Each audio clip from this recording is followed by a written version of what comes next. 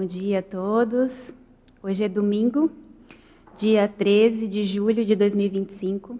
Meu nome é Ana Paula do Prado e eu vou trazer aqui hoje para o debate essa temática da profilaxia da síndrome ectoplásmica. E pretendo também ser a cobaia aqui, trazendo a minha casuística e todas as experiências e estímulos que eu recebi nos 10 anos de voluntariado que eu tenho na Ectolab. Inclusive, nós escolhemos essa data aqui para fazer esse debate com essa temática da ectoplasmologia, porque amanhã, dia 14 de julho, nós comemoramos 12 anos de Ectolab e 19 anos de dinâmica interassistencial de paracirurgia. Então, nada mais justo do que trazer alguma retribuição, né, desses 10 anos de voluntariado.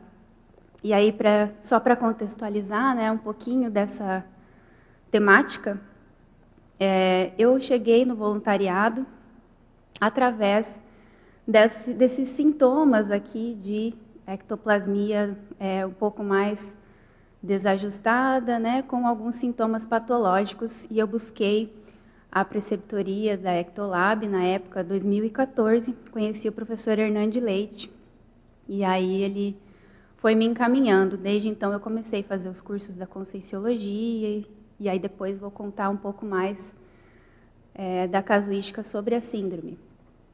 Mas então já cheguei com essa temática, então vamos retribuir um pouquinho através dessa experiência aí, dos estímulos recebidos na instituição e na Conscienciologia como um todo, né?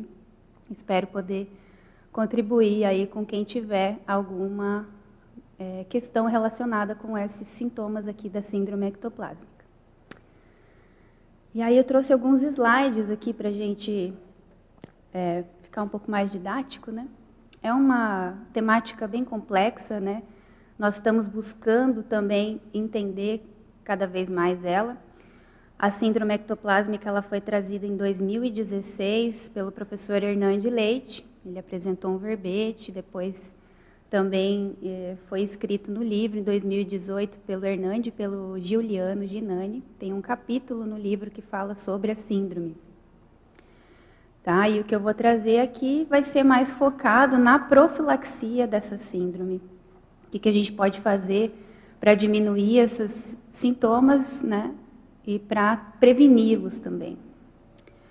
Então, qual que é a definição da profilaxia da síndrome ectoplásmica? É o conjunto de ações, posturas e atitudes profiláticas adotadas pela consciência ectoplasta, visando evitar esse surgimento de manifestações patológicas no holossoma, né, decorrentes dessa condição da síndrome. E aí eu achei bem importante trazer essa ortopensata do professor Valdo, onde ele fala doença, alteração ectoplásmica. E aí que começa o nosso problema, né? Porque realmente, se a gente for estudar as alterações do sistema nervoso autonômico, elas levam à disfunção que a gente dá o diagnóstico de várias doenças na medicina convencional. Então, é bem complexo, bem amplo, e a gente procura trazer aqui alguns conceitos para cada um colocar na sua casuística, que é muito individual, né? E o que é a síndrome ectoplásmica? Ela é definida pelo professor Hernande Leite como sendo o conjunto de sinais e sintomas holossomáticos apresentados pela consciência ectoplasta homem ou mulher, jejuna quanto ao domínio bioenergético decorrente da quebra da homeostase do sistema nervoso autônomo. Então, aqui ele já coloca na definição a questão da quebra da homeostase do sistema nervoso autonômico, simpático e parasimpático. E essa quebra da homeostase, ela ocorre em resposta às disfunções de ordem energossomáticas. E ela tem duas causas principais, que é a desassimilação ineficiente e o bloqueio energético crônico. E aí, para a gente começar a entender um pouco mais, precisamos entender, então, o que é o tal do sistema nervoso autonômico. simpático e parasimpático, né? Esse sistema nervoso, ele é autônomo. Você não precisa dar comando, por exemplo, para o coração bater, né? Você não precisa ficar falando bate, para, né? Não precisa falar para o teu pulmão, inspira, expira. Ele vai fazer isso automaticamente. Então, os batimentos cardíacos, o movimento respiratório, o esvaziamento do intestino, da bexiga, todas essas funções orgânicas, elas ocorrem de forma autônoma, sem que a gente dê o comando, que é diferente do sistema nervoso central, que está relacionado aí com os comandos mentais que nós damos e através dos nervos cranianos são levados pela coluna para o nosso corpo. Então, você pensa em movimentar o corpo, pensa em esticar e puxar o braço, a mão. Então, é diferente desse sistema nervoso. O sistema nervoso autonômico, ele vai fazer essa autorregulação automática do nosso organismo, né? E ele tem esses dois braços, o simpático e o parasimpático. Aí naquela figura ali a gente consegue ver mais didaticamente o que seria essa regulação do simpático e do parasimpático, tá? Quando nós estamos acordados na vigília física, e então o nosso coração ele bate num ritmo, os movimentos respiratórios são num ritmo, o movimento do intestino, do rim, do pâncreas, tudo isso funciona um pouco mais ativo, porque nós estamos conversando, caminhando, comendo, produzindo, né, algo mental somático. Então, esse sistema nervoso, ele está mais ativo, o simpático, que é para que tudo esteja realmente ativo e as regulações estejam prontas para acontecer a qualquer momento, de forma mais rápida e aguda. E quando a gente vai dormir, a gente precisa ativar esse sistema nervoso parasimpático, que aí ele vai continuar funcionando essas funções sistêmicas, orgânicas, mas de uma forma mais stand-by. Então, a gente não precisa acordar no meio da noite para comer, a gente não precisa acordar no meio da noite para ir ao banheiro, fazer xixi, esvaziar o intestino, não precisa. Nós entramos nesse automático de 6 a 8 horas, tá? Então, eu sempre falo para alguns pacientes que quando a gente começa a acordar no meio da noite para fazer xixi, não é porque você tomou muita água, é porque tem aí alguma disfunção do sistema nervoso autonômico, né? Porque a gente deveria estar dormindo nesse período de 6 a 8 horas, sem precisar fazer essas funções orgânicas, tá? E aí a gente começa a entender o porquê que a gente sai desse estado de equilíbrio desse sistema nervoso entre sistema ativo e sistema stand-by. Geralmente por alterações emocionais, porque o sistema nervoso, ele é um sistema nervoso, então quando a gente altera alguma emoção, a gente está com algum tipo de pensamento mais monoideísmo, fica ali muitas horas pensando naquilo, que vai trazer, por exemplo, por hipótese, um autoassédio. Isso tudo vai mandar alguns estímulos para o nosso organismo para que você fique naquele estado de luta e fuga, né? E esse estado de luta e fuga, ele vai deixar o nosso organismo mais tenso, rígido. Imagine você preparado para correr de algum perigo. Então, o teu corpo todo, a musculatura está mais enrijecida, tem mais adrenalina na corrente sanguínea, e com o tempo, com esse estímulo, você acaba produzindo mais cortisol. Então, imagine quando a gente tem já um processo de desautonomia, essa ativação alterada do equilíbrio entre o relaxamento e a ativação quando a gente precisa. Quando a gente, por um tempo prolongado, existe esse tipo de alteração, quando a gente passa por um estresse mais abrupto, o nosso corpo todo se enrijece, e falando em termos de energia, nós acabamos, ao invés de exteriorizar essa energia, colocar para fora, a gente acaba retendo. Porque aí você contrai todo o corpo e retém essa energia, né? Essa circulação energética, ela fica retida. E aí, quando você vai, por exemplo, para exercícios bioenergéticos, vai para dinâmica, a gente sempre fala, respira fundo, se coloque numa posição confortável na cadeira. Para quê? Para que a gente consiga fazer essa soltura desse comando mental para se soltar. Para a gente poder fazer a soltura energética e exteriorizar as energias. Só que se eu tiver no meu dia a dia, o tempo todo, na luta e fuga, muito provavelmente quando eu der o comando para eu relaxar, eu vou ter dificuldade. Porque meu corpo já está nessa dificuldade mais crônica, tá? Então, ali naquela imagem do slide, a gente pode ver, por exemplo, o ativo simpático, provavelmente a gente está ativando esse sistema instintivo de luta e fuga. Por isso que tem aquela cobra ali correndo, né? Então, se a gente fica a maior parte do tempo inconsciente para essas percepções somáticas, emocionais, muito provavelmente a gente vai estar nessa ativação simpática de luta e fuga. Tá? E aí, quando a gente quer ativar o parasimpático na hora de dormir, a gente já não consegue mais. E como é que a gente faz para ter esse reequilíbrio? Você vai prestar mais atenção em você durante o dia a dia. E se você vê que não está conseguindo sair desse estado de luta e fuga, você vai precisar de praticar o processo do relaxamento, né? Ativando o parasimpático através de exercícios. Então, a síndrome ectoplásmica, ela ocorre quando esse equilíbrio entre o sistema simpático e parasimpático, ele está desarmônico, que é o que a gente chama de desautonomia, tá? E é um sistema que afeta funções corporais automáticas.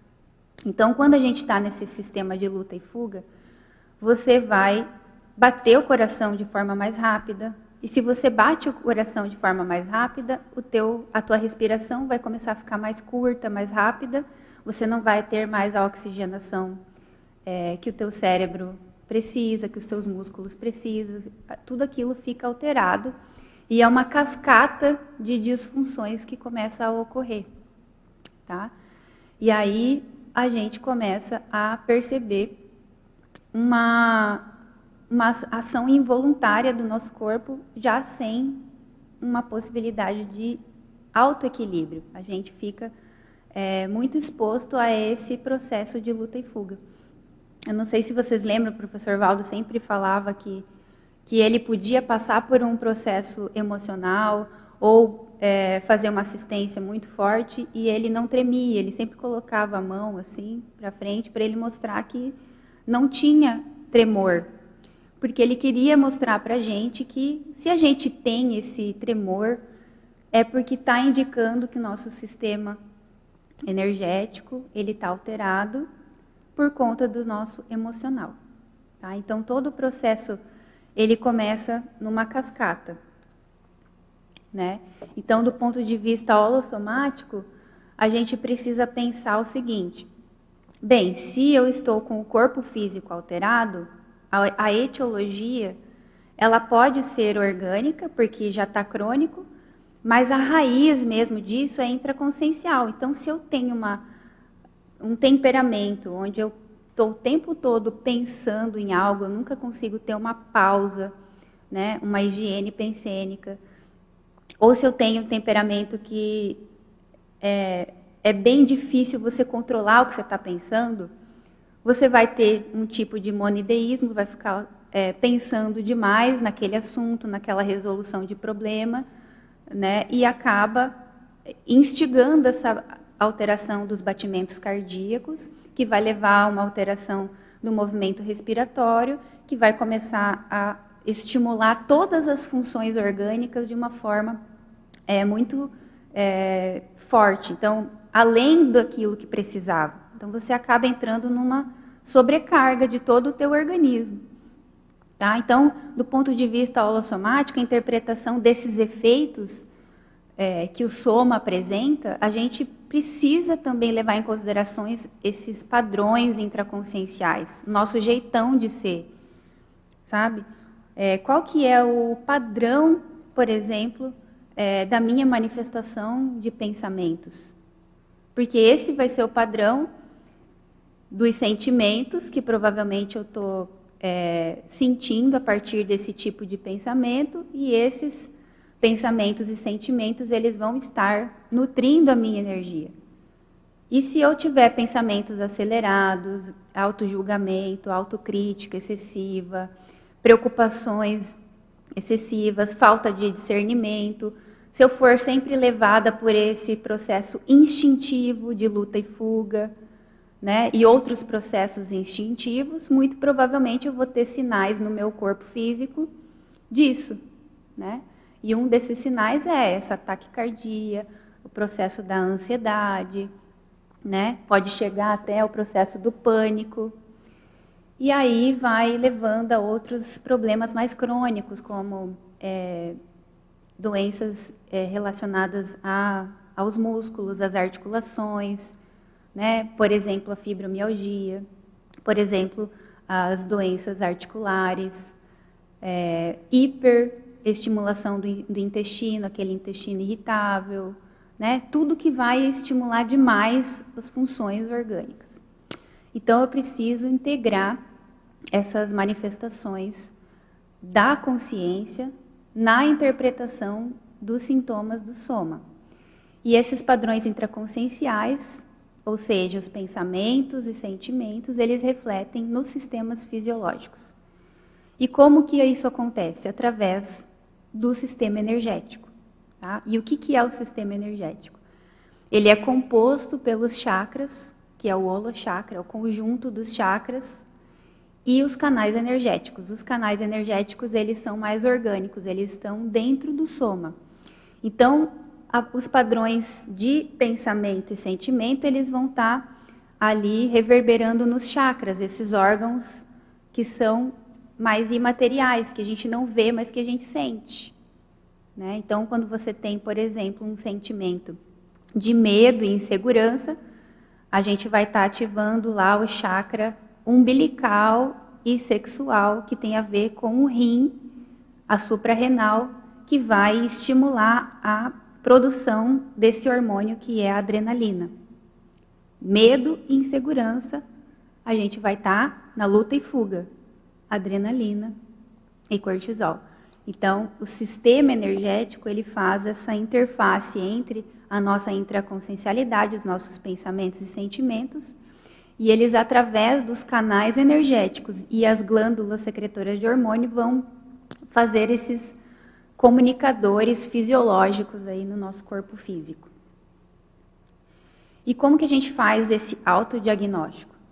Primeiro, tem que ter esse processo de autorreflexão, tem que ter esse processo de avaliação de como a gente está se sentindo diariamente, levando em consideração não só o ambiente onde a gente está, que são influências que a gente sofre, né?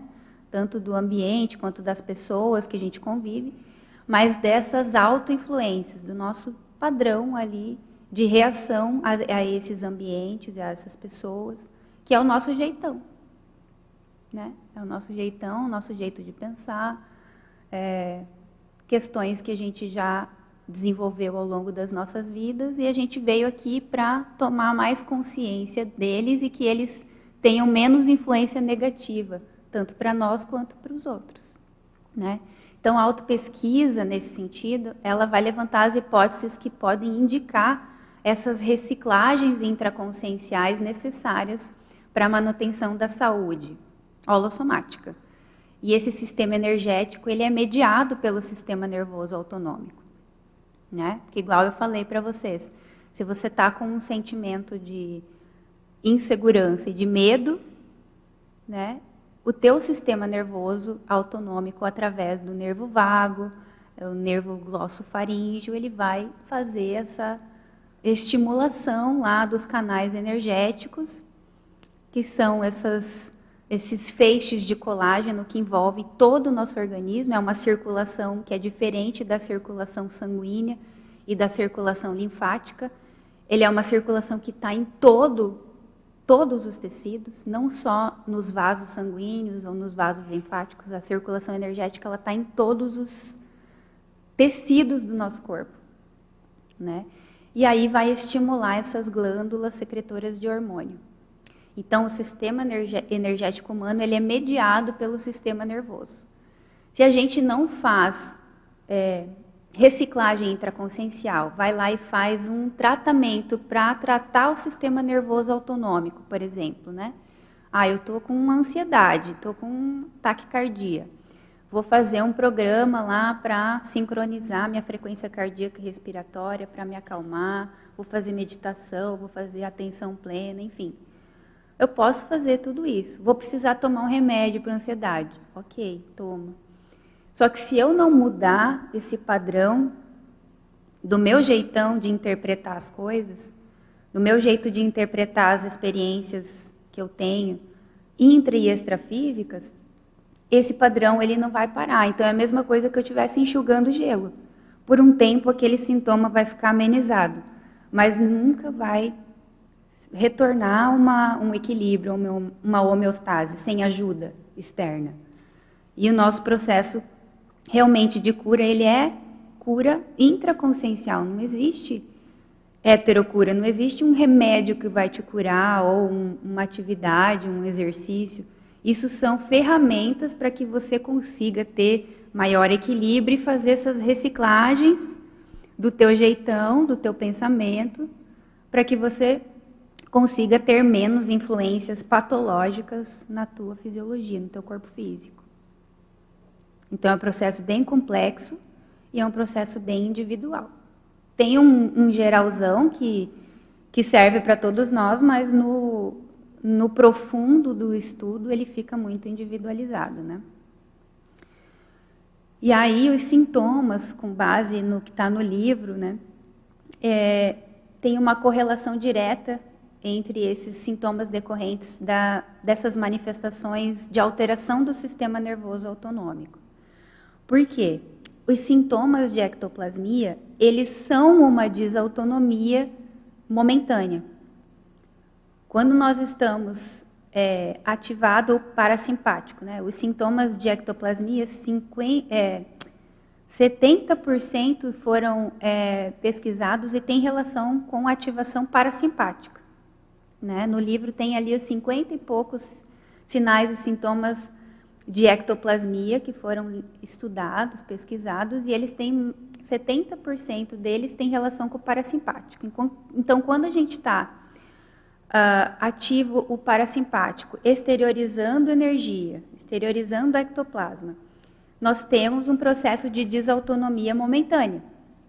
Tá? Então, quando você vai estar lá na dinâmica parapsíquica, no exercício de campo bioenergético, na TENEPS, você vai estar super relaxado, ativado o parasimpático, exteriorizando energias, e dependendo do volume de energia e da força de exteriorização que ocorre, você vai provocar uma desautonomia momentânea.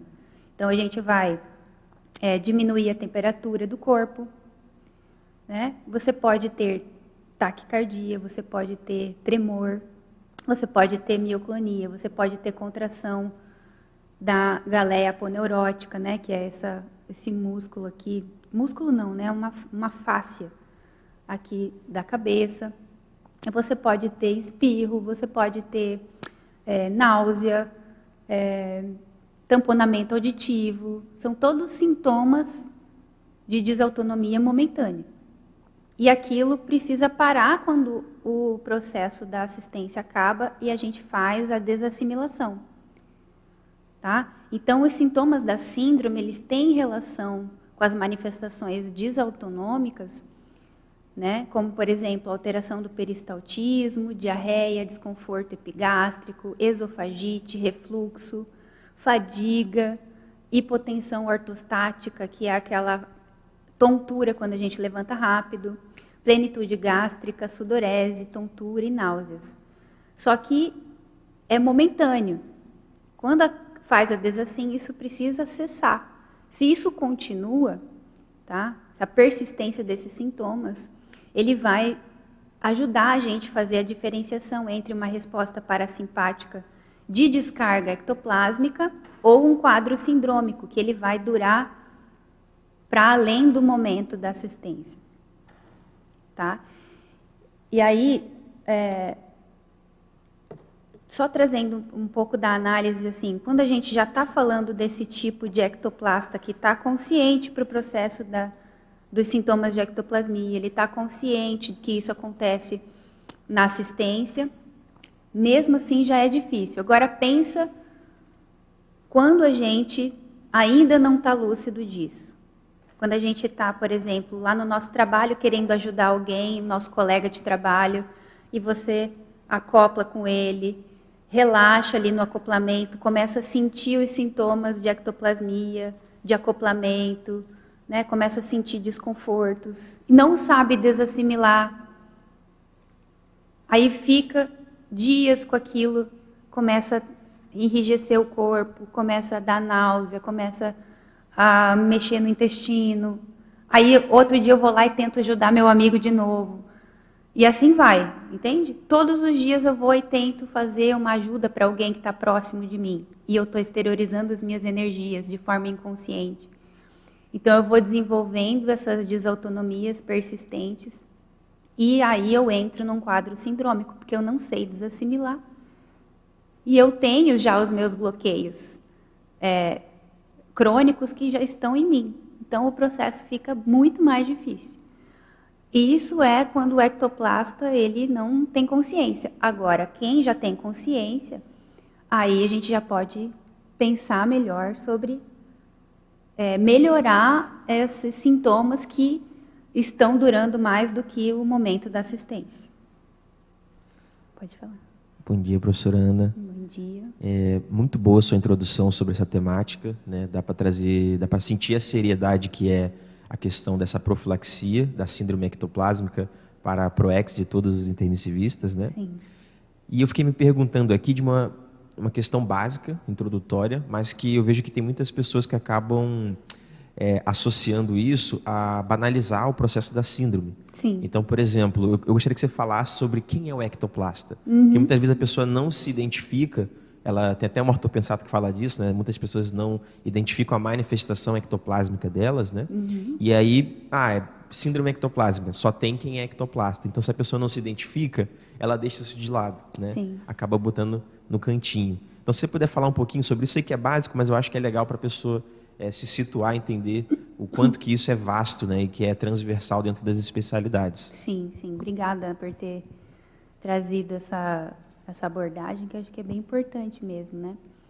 E temos aqui pessoas de primeira vez também, né? Então, acho que vai ser legal. Inclusive, muito obrigada pela sua presença. Fiquei bem feliz. Ectoplasta somos todos nós. Tá? Em certo nível, todos os seres vivos produzem ectoplasmia, que é uma energia mais densa, né? Ela tem porções físicas. Né? Quando a gente pensa em energia, parece uma coisa muito mística e material, que a gente não vê, a gente só sente, mas ela tem uma porção orgânica também. Nas plantas tem fitoectoplasmia, né, as estruturas energéticas têm relação com a lignina. Nos animais tem zooectoplasmia, então os animais também produzem essa energia que tem uma porção mais orgânica. E em nós, seres humanos, tem a hominectoplasmia. Então tem a energia dos nossos pensamentos e sentimentos e tem uma porção que vem do nosso corpo físico. Tem estruturas intracelulares que estão dando essa porção mais densificada para a energia consciencial. Então, é uma energia consciencial mais densa e, dependendo do processo de desenvolvimento que nós tivemos ao longo das nossas vidas, né, que vem na nossa paragenética, nós temos uma capacidade de exteriorizar um volume maior dessa energia. Então, vamos dizer que em outras vidas a pessoa participou, né, de processos de desenvolvimento energético lá, muito primitivos, por exemplo, os xamãs, né, pessoas que trabalharam com alquimia, com dança, artistas, né, que tinham essa soltura, essa liberação dos sentimentos, né, esse abertismo consciencial, pessoas que foram curandeiros, pessoas que trabalharam na área da saúde, que se doavam para ajudar os outros. Tudo isso são processos que induzem uma doação, né, uma exteriorização, uma soltura maior. Então, o ectoplasta, ela é essa consciência intrafísica, essa consim, que vem com essa herança, essa é a alterança, né, uma herança adquirida, que ela mesma desenvolveu em várias vidas, de capacidade de exteriorização dessa energia mais densa, tá? E dentro da conscienciologia, nós consideramos ectoplasta a pessoa que já tem consciência dos sintomas, do processo que ela mesma sente de exteriorização, de doação, de produção de energia, e utiliza essa energia para fazer assistência, tanto para consins, que são consciências intrafísicas, quanto para consciexes, que são consciências extrafísicas, né, que conhecidas, por exemplo, no espiritismo como espíritos. Então, a gente ajuda doando essa energia, tanto para quem está aqui, convivendo com a gente no intrafísico, quanto para consciências extrafísicas. Esse é o ectoplasta. Perfeito, muito bom. Então, acho que dá para resumir que todos nós somos ectoplastas, né, em diferentes níveis de produção, de volume, de quantidade ali dessa energia mais densa, né? Sim. E aí eu fiquei me questionando aqui também o seguinte: qual que seria o risco ou o perigo, né, do ectoplasta não tratar a sua síndrome? O que pode acontecer com esse ectoplasta? Pode acontecer o que acontece com todas as pessoas, que acabam a vida muito doentes, precisando de ajuda, não tem mais uma autonomia, precisa de ter alguém cuidando delas. Essa não é a realidade fisiológica do ser humano, ser cuidado no fim da vida ao ponto de ser totalmente dependente de alguém. A gente desenvolve doenças e chega nesse ponto no fim da vida porque não houve esse processo de autopesquisa, de autoconhecimento e de autocuidado, né?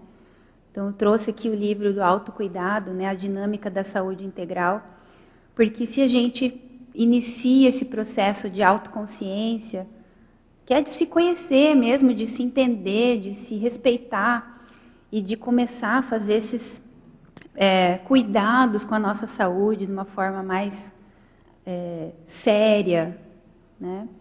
A gente não chega no fim da vida cheio de doenças. Eu acho que o básico que a gente tem para fazer é cuidar do corpo físico. Por exemplo, coisas básicas como uma alimentação saudável, uma atividade física. Isso é o básico. O mais difícil são as reciclagens intraconscienciais. É a gente aprender a conviver de uma forma mais cosmoética, mais harmônica, ter interações com as pessoas, com os animais, com a natureza de uma forma mais ética, né? Então, todo esse processo eu acho que é o mais difícil, né? A parte mais fácil é se cuidar da parte da saúde. E nem o básico a gente está fazendo, né? Então, eu acho que o que pode levar o processo da síndrome é a falta de autocuidado, de autoconhecimento. Perfeito, muito bem colocado. E só para complementar, né, eu lembrei aqui de um vídeo, de uma tertúlia do Valdo, que ele fala que ele foi um dos grandes ectoplastas que ele conheceu na época dele, né, que conseguiu chegar até, né, a quarta idade praticamente, justamente Sim. pelo conhecimento que ele tinha de fisiologia, né, da saúde, do holossoma no geral, e conseguiu se tratar para não desbastar o soma dele ao nível de somatizar todas essas doenças, né, que acaba sendo comum dentro dos ectoplastas, né? Então, só para trazer. Eu acho que é bem legal você ter comentado isso, porque a minha resposta ela foi em cima de olhar para o ectoplasta no geral, né, que todos os seres humanos são ectoplastas. Então, no geral, se chega no fim da vida com doenças. Mas o ectoplasta de efeito físico, aquele que dedica a sua vida para assistência com as energias, é muito mais intenso esse processo, né? Então, geralmente, esses ectoplastas morrem cedo, né? Um exemplo muito bom do professor Valdo é que ele foi até uma idade avançada com o processo da ectoplasmia interassistencial, lúcida e cosmoética. Teve alguns processos de saúde, né, que complicaram um pouco o processo dele, mas no geral ele foi muito bem, que ele conseguiu chegar numa idade mais avançada, mas a maioria morre muito cedo. Primeiro porque causa a potencialização de doenças, né? O ectoplasma, ele potencializa a célula, então se você não está fazendo o autocuidado, ele vai potencializar essas intoxicações e essas doenças. Se você é exagerado no uso com as energias, você acha que você é o super-homem, né? Não precisa parar e descansar, não precisa se cuidar nesse ponto de fazer desassimilação eficiente, você vai ter os processos de macro-PK destrutiva, que aconteceu, por exemplo, com os médiums de efeito físico, né? Então, a gente ter energia demais é muito bom, só que causa essa soberba, essa síndrome do super-homem, que acha que vai fazer de tudo, que não vai ficar doente, que não vai prejudicar em nada, que vai até né, aonde quiser e não vai ter nenhuma consequência. A gente estava falando justamente antes sobre o caso do Eurípides Barçanufo, né? Sim. Que é um exemplo, né? Muita energia, muita ectoplasmia, e aí dessomou por causa do excesso de trabalho ou de vigor, né? Isso aí. Então, primeiro, parabéns, Ana, por trazer esse tema, né? Eu acho importante você falar aqui, justamente próximo do aniversário da Ectolab, sobre a profilaxia. Uhum. Ou seja, a gente percebe que quando você exterioriza muita energia, é natural algum tipo de incômodo, né? Uhum. Assim como quando você isca alguma consex, é natural algum tipo de incômodo, né? Você está num trabalho ali, alguma coisa está perturbando o seu equilíbrio momentâneo, mas a síndrome não, né? A síndrome ela já pode ser evitada Sim. através da profilaxia, não é isso? É isso mesmo. E até eu estava assistindo de novo a defesa do verbete do Hernandes, né? E ele comenta que no início as pessoas vinham para a dinâmica da paracirurgia, né? Que é uma dinâmica que ela incita um acoplamento mais profundo. Então nós fazemos uma assimilação energética mais profunda, tanto com as consins que estão ali, que a gente está acoplando, quanto com as consciexes que são trazidas para ser atendidas. E a gente sente esse desconforto momentâneo que você comentou, por estar sentindo aquilo que aquela consciex está sentindo há muito tempo, um incômodo. Imagina que a pessoa morreu num trauma, num acidente, e ela está assustada, com medo, ansiosa, e você, por alguns instantes, acopla com esse medo dela e se sente mal, fica com taquicardia, com ansiedade, com pânico. Mas acaba o acoplamento, aquilo passa.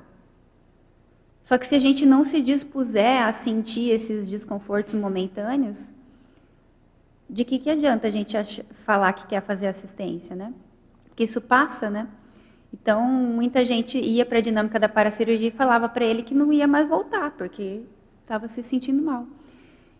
Então, mas quer fazer assistência, né? Então, o processo de desenvolvimento é esse. Não é sempre que a gente vai sentir desconforto, né? Às vezes, até fazendo esse autocuidado maior, a gente sente no acoplamento rapidamente aquilo, né? E não chega a ficar tão intenso o desconforto. Mas quanto mais a gente aprofunda na assimilação, no acoplamento paracirúrgico, a gente vai passar dessas sensações psicossomáticas para fazer assimilações mnemônicas. Então, você vai ver a cena, a memória da consciex daquele trauma. E você vendo, você vai diminuir um pouco o desconforto, porque você vai entender melhor o porquê que ela está se sentindo daquela forma. Então, o desenvolvimento parapsíquico, o desenvolvimento energossomático, ele leva a gente a ter um fraternismo maior e fazer essas assimilações mais profundas, e não falar, não quero sentir, não quero, e cortar o processo. A gente tem que cada vez mais aprofundar o processo da assimilação para chegar nesse ponto de fazer a assimilação mnemônica e entender melhor aquela dor. E o entendimento, o discernimento, ele diminui essa manifestação psicossomática, né? Muito bacana. E só para ir aprofundando dentro da temática, né? Vocês estavam falou de assimilação bastante, e eu fiquei lembrando de uma conversa com o Hernande, onde ele me relatava que o processo de resgate extrafísico, ele ocorre através da assimilação. Então você vai dentro de um local extrafísico para poder resgatar as consciências, né? Fazer aquela assistência extrafísica, e você faz uma assimilação com aquela consciência para poder fazer o processo do resgate. Né? Então, o quanto que esse treinamento, tanto da paracirurgia quanto no dia a dia na TENEPS, né? Do processo da assimilação, desse acoplamento profundo, ele ajuda nesse processo de treinamento para o resgate extrafísico. Né? E aí eu fiquei pensando também o quanto que a profilaxia da síndrome ajuda na lucidez extrafísica, para o deslastreamento do psicossoma, né? Perfeito. Então fiquei fazendo esse cotejo aqui, comecei a borbulhar aqui de ideias aqui. Daqui a pouco a gente vai aprofundar um pouquinho ali no processo das causas, e uma das causas da síndrome é essa desassimilação ineficiente, né? Então, se você fica mesmo assimilado, fica mais lastreado o psicossoma de ectoplasma e a lucidez extrafísica fica comprometida. Pode falar. Ana, bom dia. Primeiramente, parabéns pelo tema. Gratidão, né? Muito obrigada por trazer. E eu vejo assim a dificuldade, né, de pessoas, por exemplo, como eu, que identificaram, né, e recentemente a questão de ser ectoplasta. E aí, até pegando um gancho no que o John acabou de falar, eu queria que você fizesse uma relação sobre a questão do trauma com a síndrome. Você poderia falar um pouquinho sobre isso? Sim. O trauma, ele é uma etiologia mais raiz mesmo, né? Porque a gente pensa sempre nos sintomas que a gente está sentindo no soma. E se a gente for aprofundando na autoinvestigação, a gente vai acabar chegando nesse trauma, que é um trauma emocional, tá, no psicossoma, mas ele tem uma raiz mental somática. Então, vamos dizer que a gente passou por uma experiência, eu e você passamos pela mesma experiência. Eu interpretei de uma forma e você interpretou de outra. Então, a forma como a gente interpreta essas situações, a nossa forma holopensênica, a nossa estrutura intraconsciencial, que a gente foi desenvolvendo ao longo das vidas, vai interpretar de uma forma muito única, né? Porque você teve uma história holobiográfica muito única, construiu a tua intraconsciencialidade, a tua forma holopensênica ao longo dessas vidas, e aquela mesma experiência que eu e você vivemos, você vai interpretar de uma forma muito única, conforme essa tua individualidade. E a forma como nós interpretamos é que vai ter um estímulo emocional. Se eu interpretar uma experiência de abuso, vamos dizer assim, dentro do trabalho, tem uma pessoa lá que faz um processo de abuso emocional, assédio emocional comigo.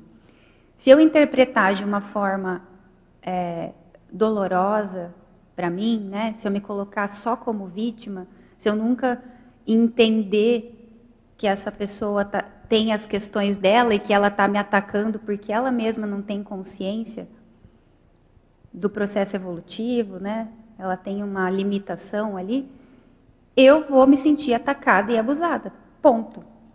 E eu vou criar um trauma a partir disso.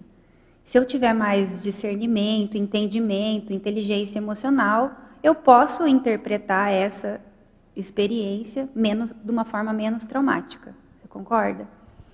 Então, a síndrome relacionada com esses traumas, ela tem relação com cada vez mais a nossa autolucidez. Por isso que eu acho que a Ectolab, a Conscienciologia como um todo, tem muito para contribuir com as interpretações que a gente faz hoje, pós-curso intermissivo, para que a gente diminua essa mala de traumas que a gente vai levando no nosso psicossoma, consiga entender melhor, reinterpretar esses traumas, reinterpretar essas vivências que a gente tem com outras consciências, né? Vai desatando esses nós grupocármicos, E isso faz assistência para as nossas companhias extrafísicas. Então, tudo é uma rede de desassédio e de cura, né, que vem lá da nossa forma de interpretar a nossa experiência. Certo. Eu lembro que logo que eu comecei a frequentar a DIP, um dos primeiros insights que eu tive, assim, eu falei, porque eu conectava muito a questão física e energética, a dinâmica, né? E quando eu comecei a frequentar, eu lembro que uma das contas que eu entendi assim na hora, eu falei, gente, mas aqui tem paracirurgia no psicossoma também. A gente vê, né? Você consegue perceber ali através de um desenvolvimento parapsíquico que existe também essa paracirurgia no psicossoma. Então, só complementando essa sua fala, pela definição, a paracirurgia ela é uma abordagem psicossomática, porque a gente está fazendo uma terapia com energia, né? E ela vai além do corpo físico. Então, a gente vai, por exemplo, fazer uma assistência à Consciex, que está de psicossoma, e a gente vai fazer atendimento a pessoas que fazem pedido de paracirurgia que estão projetadas. Então, a abordagem ela é psicossomática, ela é no psicossoma, mas ela vai ter efeitos. Efeitos no soma, efeitos no psicossoma e efeitos no mental soma. Ela tem efeitos holossomáticos, mas a abordagem é no psicossoma, que é o nosso molde. Na realidade, o molde do nosso energossoma e do nosso soma é o psicossoma, né? E quem molda o psicossoma é, igual eu estava te falando, a nossa intraconsciencialidade, é o mental soma, ele é o imperador. O mental soma é o imperador e o psicossoma é ele que faz esse molde do energossoma e do soma. Então, a abordagem da paracirurgia é nesse corpo emocional. Não sei se era isso que você estava falando, né? É sim, isso mesmo. Posso fazer uma última pergunta que tem relação? Eu gostaria que você explicasse sobre a questão da relação por exemplo, da reciclagem como hipótese, né? Por exemplo, você está passando por um processo de reciclagem mais intenso, né? Fazendo ali uma recim. Se você pode ter um destaque maior dos sintomas, perceber mais ou realmente manifestar mais os sintomas da síndrome.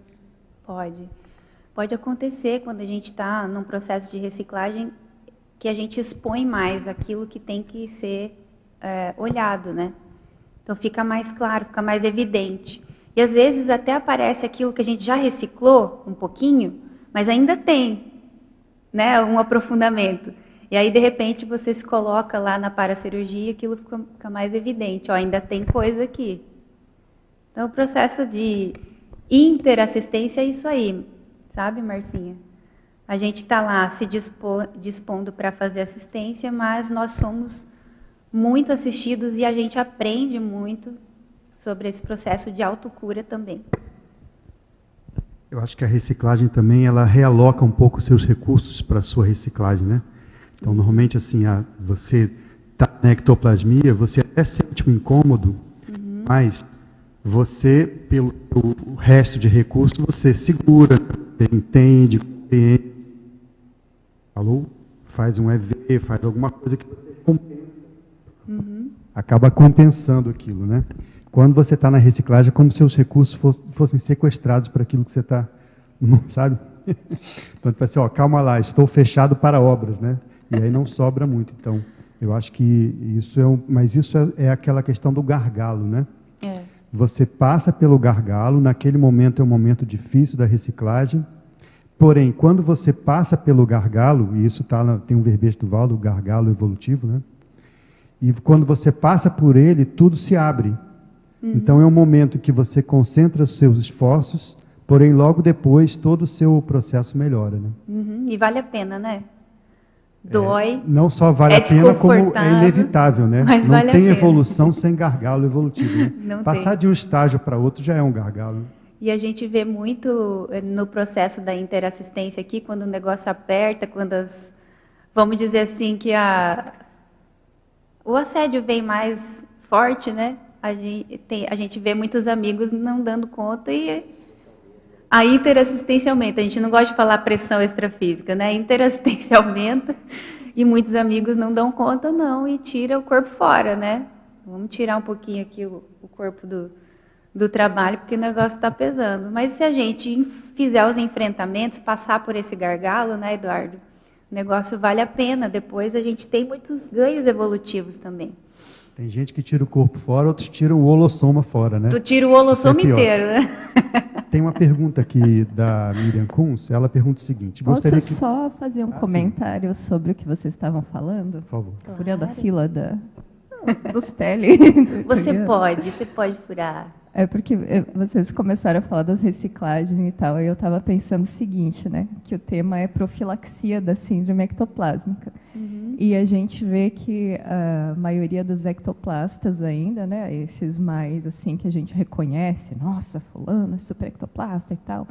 Ou muitas pessoas têm, principalmente fora da CCCI, né? Aqui já tem um pouco mais de lucidez, né? Mas ou a pessoa tem essa visão de que a energia resolve tudo, e ela não precisa se cuidar porque está tudo garantido, ou ela tem uma ausência de cognição desses cuidados que tem que ter, de desassimilação, de cuidado com o soma, e tem muita energia, e doa, e faz coisas incríveis, mas se acaba, fica adoecido, extremamente adoecido, né? Somatiza muito. E o quanto que é importante criar essa cognição agora, né? Sobre esses cuidados, para então ter esse know-how para as próximas, né? Claro. Que a gente estava falando da paragenética, dos aprendizados, né? Então, ter pelo menos um pouquinho de noção, né, do que é preciso fazer e começar a colocar isso em prática e aí desenvolver isso, né, para que agora já melhore, mas que na próxima existência isso já venha mais maceteado um pouco, né? Claro. Já tenha esse conhecimento ali para se sair ainda melhor. E outra, pensa só, a gente pensando em uma outra vida, com certeza vai ser válido. Agora, pensando nessa vida mesmo, será que essa pessoa está doando uma energia homeostática, mesmo se ela não faz autocuidado? Porque, assim, a gente não está mais com aquele paradigma religioso de que nós somos só um instrumento divino, que a energia só passa aqui para o outro. Então, se o cano está sujo, igual diz o Hernandes, a água vai sair limpa? Entendeu? Então, o autocuidado, gente, é básico para essa assistência que a gente está fazendo aqui, que a gente quer ir lá para a dinâmica com as melhores intenções de ajudar, faz a TENEPS com a melhor intenção de ajudar, mas não está se ajudando, não está fazendo o básico por você mesmo, não sei qual que é a qualidade dessa energia que a gente está disponibilizando para assistência, né? Perfeito. Eu acho que o processo do autocuidado e da reciclagem intraconsciencial é o que vai fazer você fazer uma assistência cada vez de alto nível, né? Você vai crescendo o patamar da sua assistência que você está fazendo. Porque se você está sem reciclagem e sem autocuidado, fica praticamente, não diferencia muito do espiritismo de outros lugares. Sim. Fica uma coisa muito, né, quase um passe, né? Não é uma coisa mais contundente, realmente com teática na sua energia. Fica aquela energia meio teoricona e não resolve muito o processo, né? Sim. E aí tudo bem se a pessoa quer ficar nessa, né? Mas a gente já tem a possibilidade de ter uma qualificação consciencial das nossas energias, né? Posso seguir, Edu, ou você vai trazer alguma coisa online? Eu ia trazer só uma pergunta online, depois você segue, tá? Vamos lá. A Miriam Kunz pergunta o seguinte: gostaria que você expandisse a relação da síndrome ectoplásmica com o terror noturno na infância e também com a produção de neuroectoplasma. Certo. Então, gente, a síndrome, eu acho que vocês estão com o paper aí, né? O Hernandes, ele coloca lá no verbete, do ponto de vista da cronologia, tem 3 principais sintomas ectoplásmicos nosográficos enumerados em 3 faixas etárias, lá na página 2. Que vão agravar as condições fisiopatológicas somáticas típicas da idade. E esse terror noturno, ele é típico da infância, tá? Porque a pessoa ela já vem com essa alterança de ectoplasma, né, de ectoplasta, e aí ela está lá dormindo, ativa o parasimpático, libera as energias, as consciências vão ser percebidas e ela não sabe fazer desassim. Ela não sabe fazer estado vibracional, ela não sabe se desconectar pensenicamente das consciências, ela só vai ser estimulada por esse medo que as consciências causam nela, né? Ela é uma criança, ela não tem uma maturidade emocional ainda. Então, acaba tendo esse terror noturno, tá?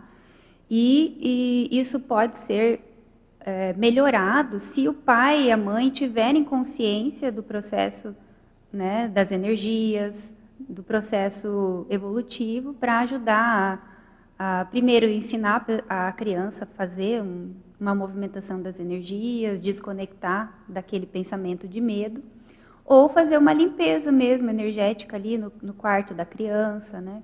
Exteriorizar a energia para ela, para ajudar ela a desassimilar, levar para parques, contato com a natureza e tudo mais. E aí ela perguntou também sobre a relação do neuroectoplasma, né, e o terror noturno. Eu penso sim que se a criança ela tiver um processo de ectoplasmia muito forte, né, ela exterioriza muita energia e ela está com medo, o pânico que ela vai entrar é grande demais. Então ela vai entrar num processo bem forte, né, que chega ao processo de fadiga mesmo. Ela vai esvair totalmente de energia.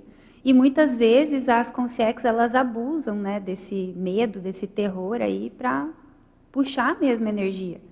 E se ela tiver focado nesse processo mental aí, elas podem até chegar a conectar com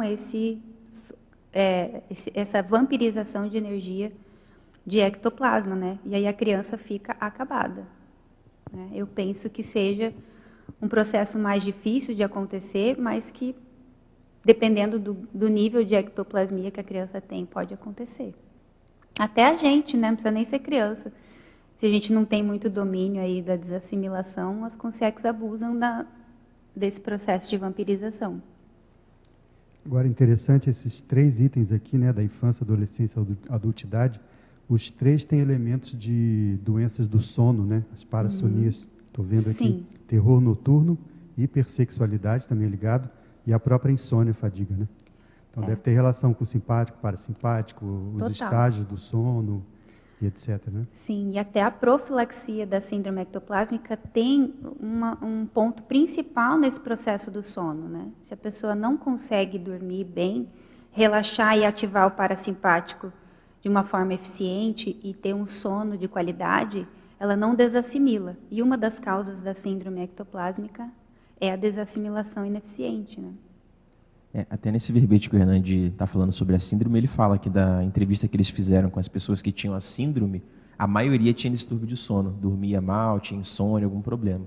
Então, normalmente está sempre atrelado ao processo do sono. Sim, tem muito... É bem importante esse processo. Tá? Justamente, eu ia emendar a próxima pergunta aqui da Florença, ela fala, como ativar a neuroectoplasmia, que tem a ver com isso? Gente, ativar a neuroectoplasmia é um processo de evolução intraconsciencial. Tá? Então, não adianta a gente ficar dando muita importância para o neuroectoplasma se você não está fazendo o básico.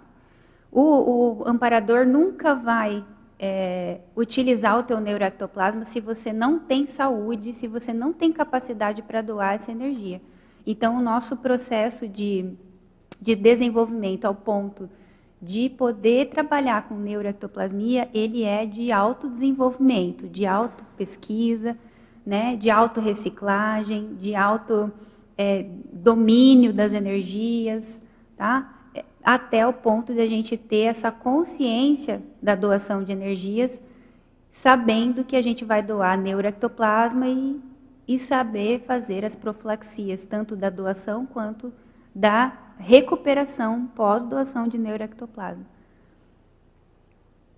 Pode falar, Rô.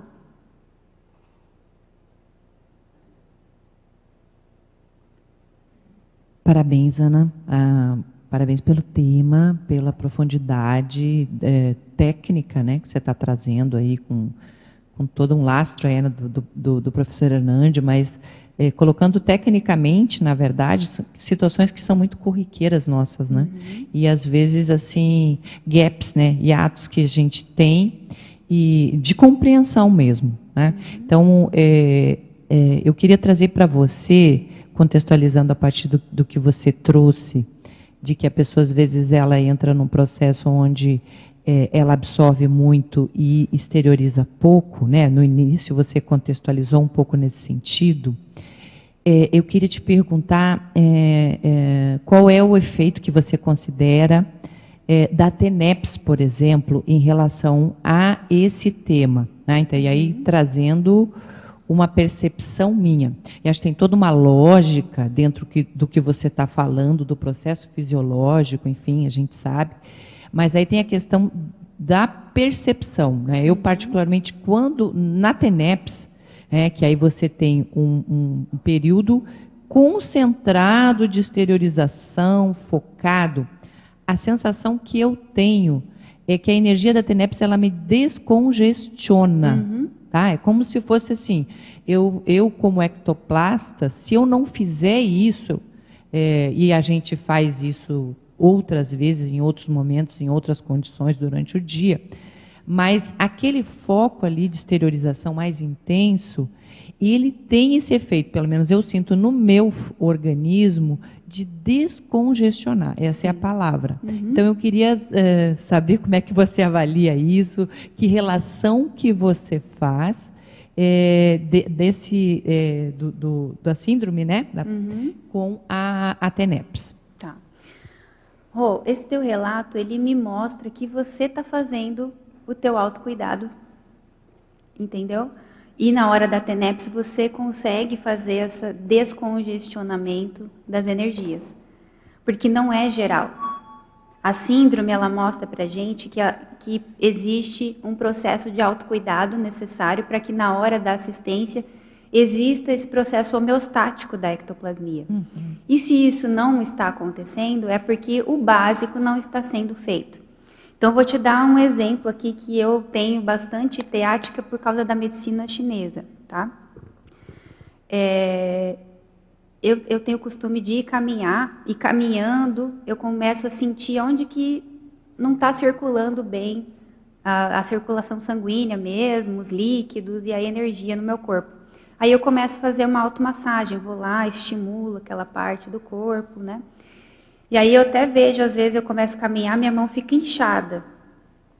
Aí eu faço esse processo de automassagem, continuo caminhando, daqui a pouco a minha mão parece que descongestionou.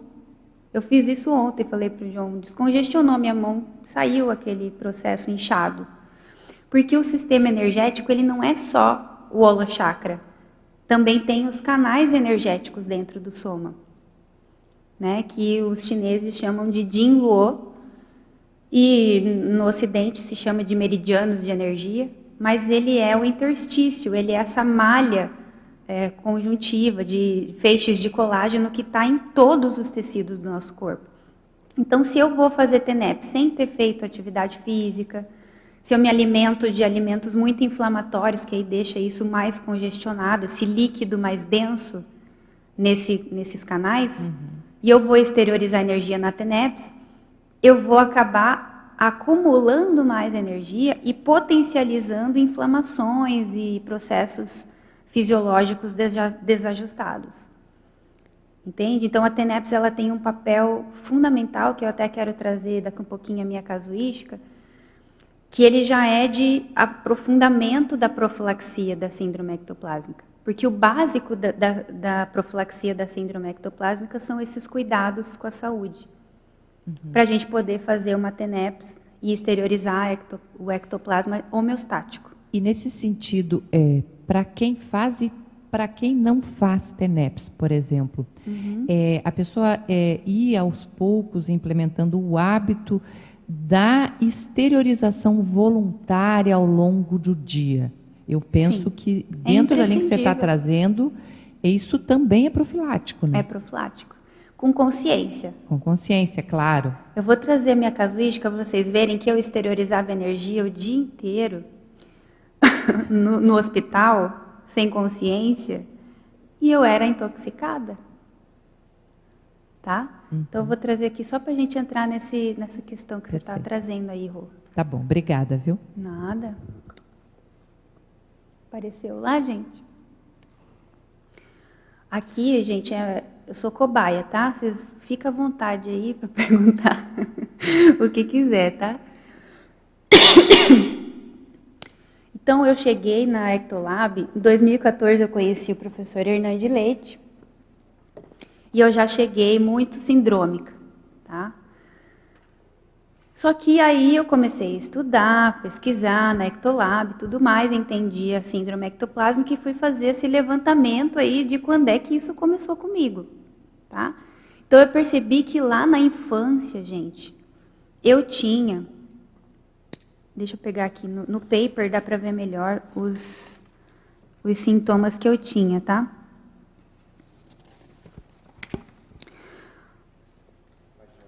Isso. Quando eu era criança, gente, eu estava brincando, do nada me dava um sono e eu ia perdendo a consciência, eu deitava no chão. Do nada. Aí eu fui crescendo, aí quase adolescência, e durante a adolescência inteira, quando eu entrava em locais cheios de gente, me dava um sintoma de pressão baixa e eu desmaiava, que é a síncope. Tá? Eu tinha síncope. Minha mãe falava já para as vendedoras das lojas que eu tinha pressão baixa. Ah, é normal, ela tem pressão baixa, daqui a pouco vai melhorar. Deixa ela quietinha aí.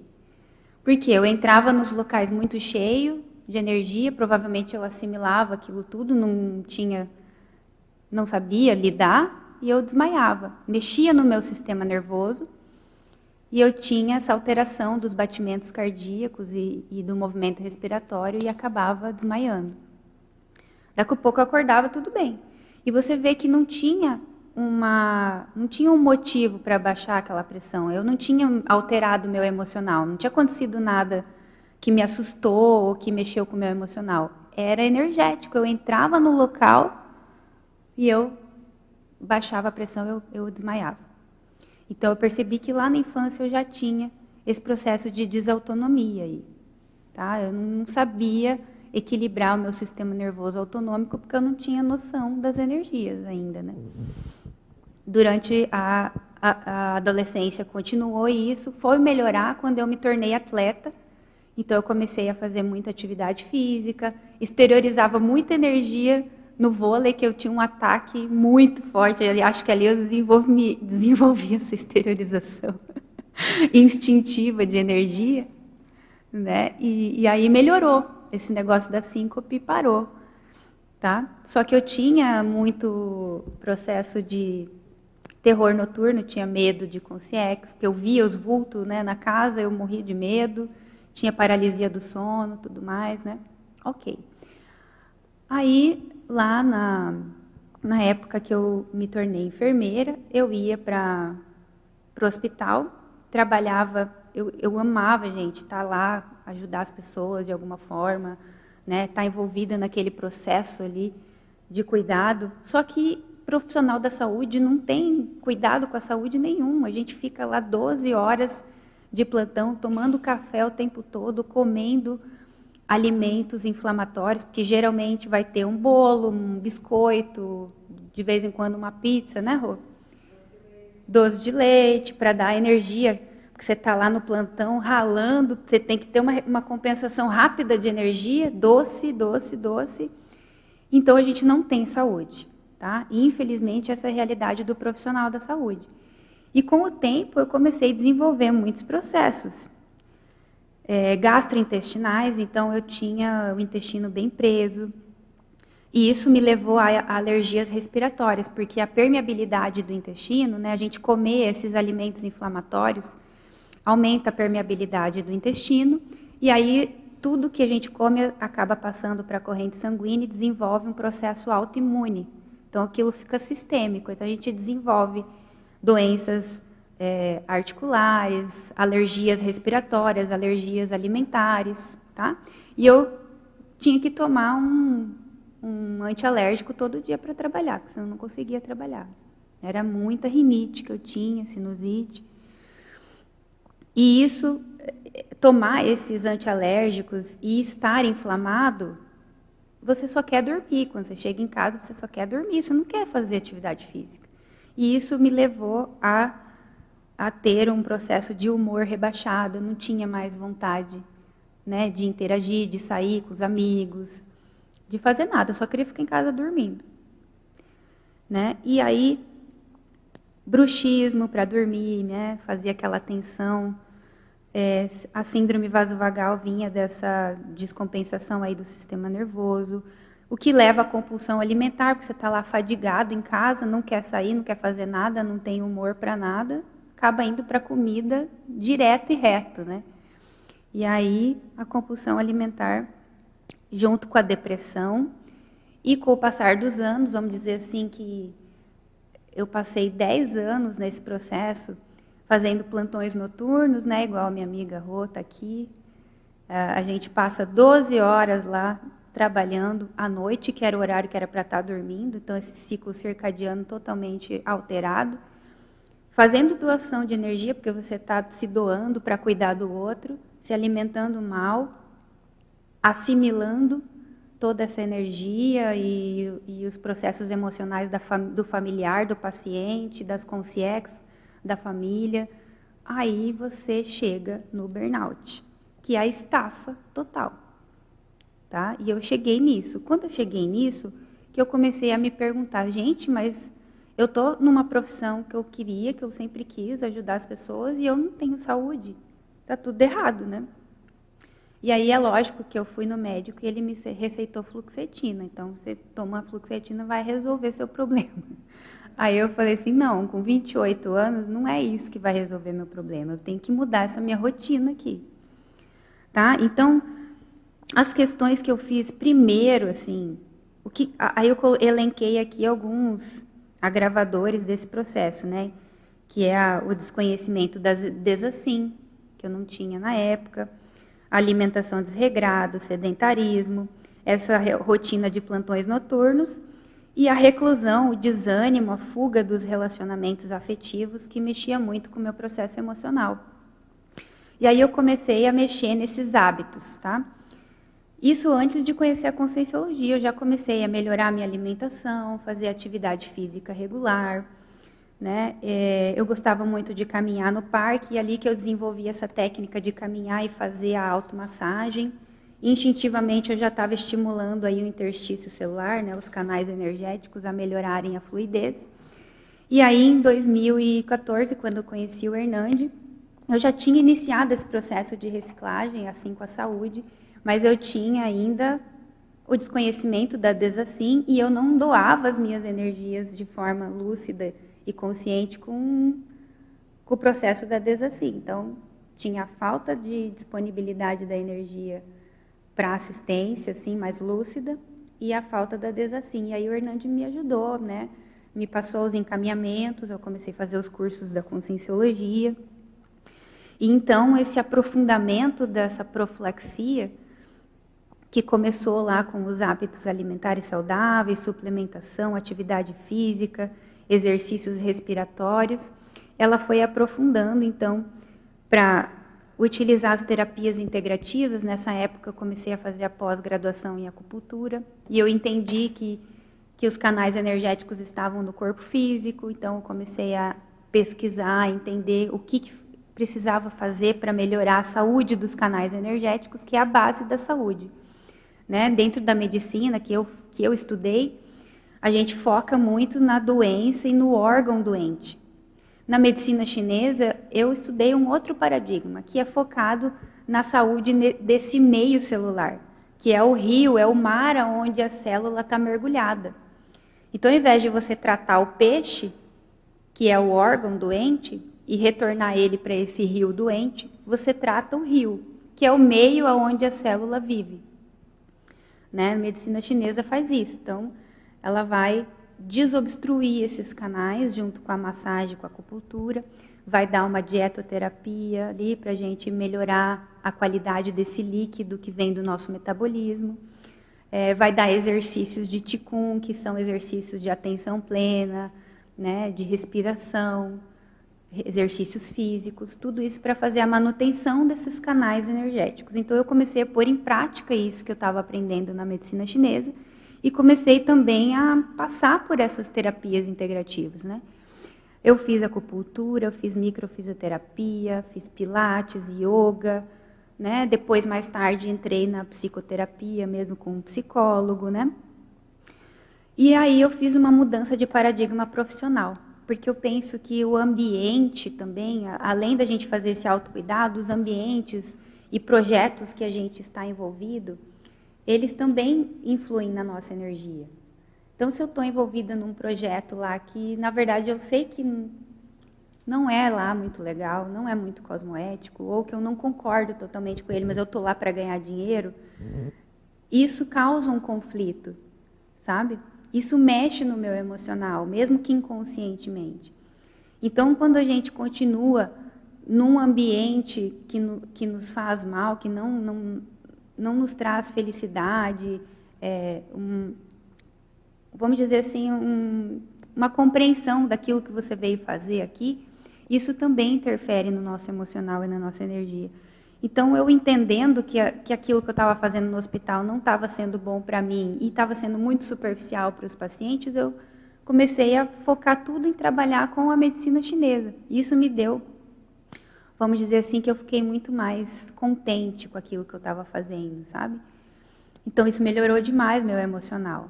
Essa coerência, né? Esse paradigma que integra mais o ser humano, que não é olhar só para o corpo físico. Então, para mim, foi fundamental ter feito essa mudança de paradigma profissional. E aí, nessa época, eu já iniciei a TENEPS. E a TENEPS foi o divisor de água, viu, Rô? Porque ali, exteriorizando a energia, no começo, eu ainda tinha alguns sintomas sindrômicos, que eu fui, né, tratando ao longo de muitos anos, né? São 10 anos que eu faço essas profilaxias. Então, foi um contínuo, tá? E a TENEPS mudou tudo. A TENEPS foi divisor de águas, assim, né, na minha vida.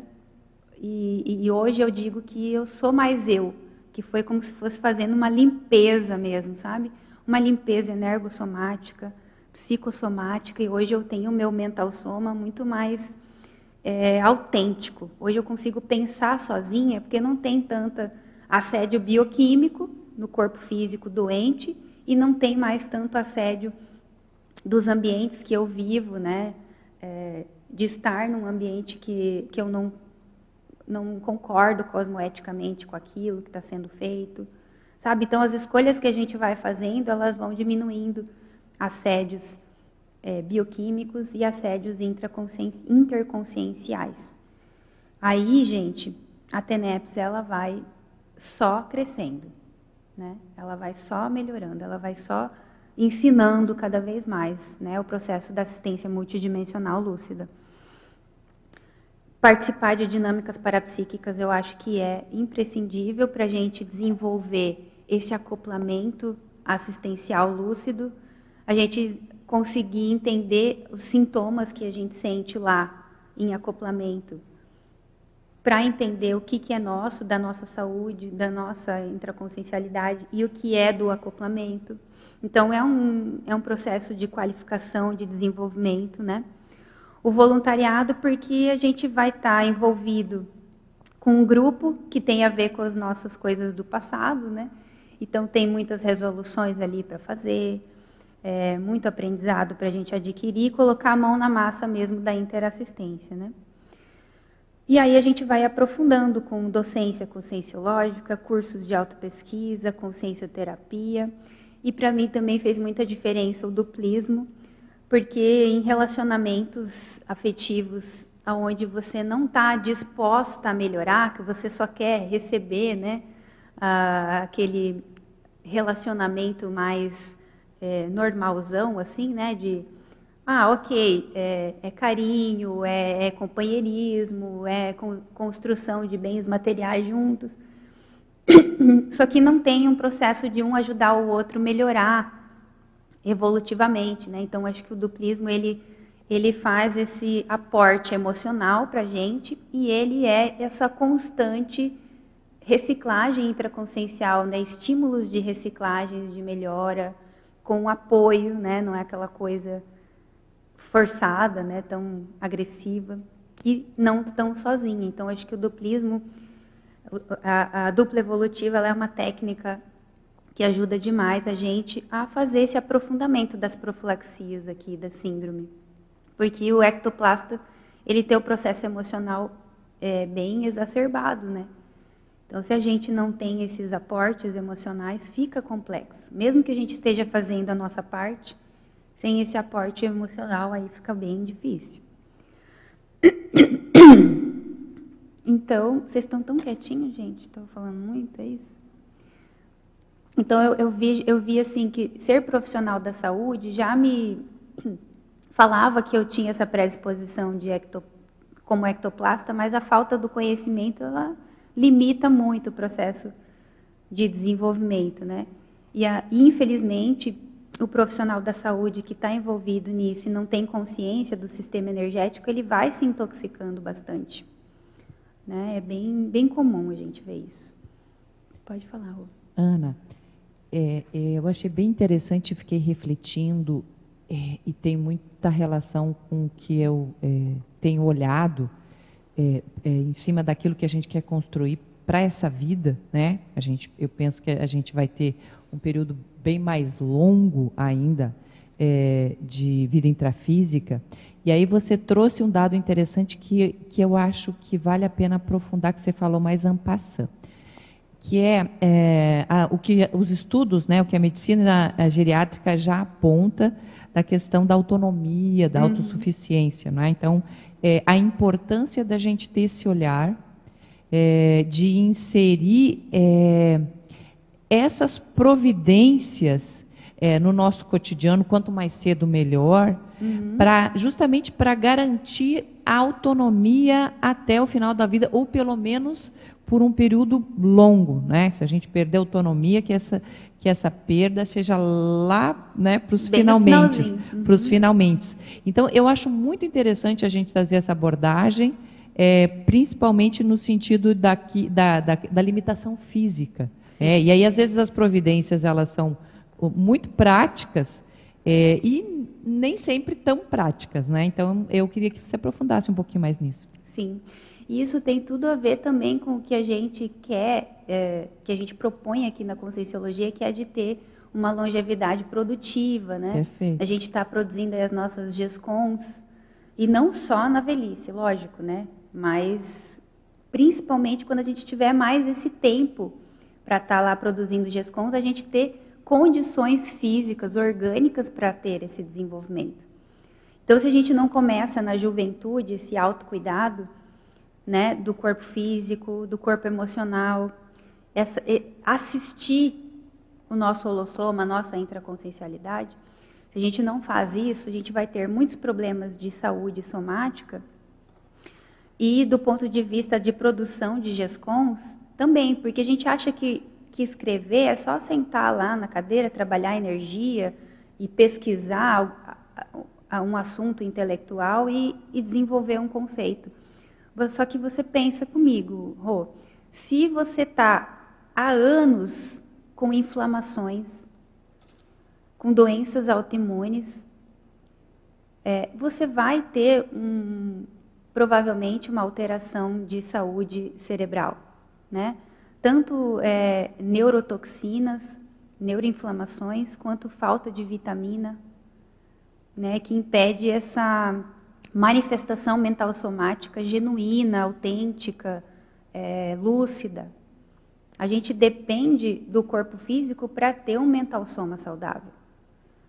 Né? Então, do ponto de vista da saúde holossomática, quanto mais cedo a gente começa a dar importância para uma vida diária de autocuidado, mais a gente previne tanto a síndrome ectoplásmica, que tem a ver com o nosso processo assistencial, quanto para o processo da ectoplasmia saudável, que tem a ver com a longevidade saudável, né, produtiva, e sem sofrimento, né, sem dependência, sem tudo que a gente vê acontecer quando a vida ela é mais automática, né, robotizada. A partir do que você está trazendo para a gente, e você como uma profissional de saúde, o que você recomenda então para a pessoa, por exemplo, que ela já tem uma determinada idade, que ela tem alguns sintomas, você até listou alguns aí, o professor Hernandes também já trabalha com isso, e que ela suspeita que a origem seja dentro de um processo energético, ectoplástico mal conduzido? Sim. É porque assim, Rô, o nosso, não vou dizer erro, mas é falta mesmo de prática, de paradigma. No Ocidente, a gente não tem essa cultura de incluir o sistema energético na saúde, né? No Ocidente, no Oriente, isso já é mais comum. São conceitos milenares que incluem o sistema energético na saúde. Principalmente, eles são o principal sistema a ser tratado na saúde, entendeu? Todas as doenças são tratadas a partir do equilíbrio do sistema energético. O que a gente pode pensar é o seguinte, que se você tiver com um problema que você identifica no teu corpo físico, ele tem uma raiz energética e emocional. Todos os problemas. Tá? Se são questões que estão muito crônicas e que teve alteração estrutural no soma, vai ficar difícil a gente retornar para uma função natural daquele órgão ou daquela estrutura do corpo físico. Mas se eu tiver começado mais cedo, eu consigo reverter e regenerar muito das funções somáticas. E o que a gente faz para reverter isso, para voltar para uma saúde natural, para uma autorregulação natural do nosso corpo, que ele é super inteligente, né? É só a gente saber dar os estímulos corretos, né? Eu acho que o básico mesmo é fazer essa escolha da alimentação, hoje, o mais natural possível, porque a indústria ela alterou geneticamente os alimentos, a indústria colocou muitos aditivos, realçadores de sabor, corantes, enfim, um monte de alteradores bioquímicos aí dentro do alimento que a gente não digere e não consegue metabolizar. Então, quanto mais natural for a nossa alimentação, melhor. Isso é básico, né?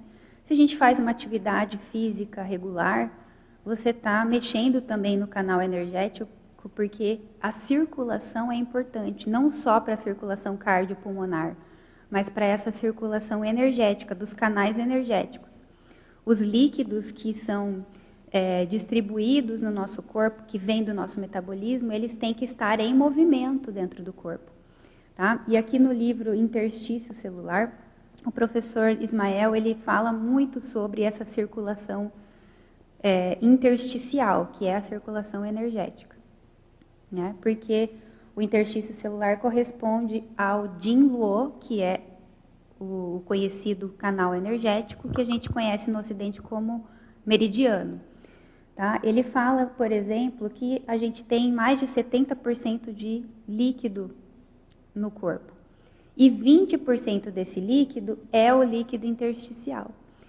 E aí, quando eu faço atividade física, eu estou fazendo essa exudação, tanto no suor, que você vai fazer essa evaporação desse líquido que precisa acontecer para a gente ter um detox somático, quanto essa estímulo dessa circulação. A atividade física, ela é um processo energético.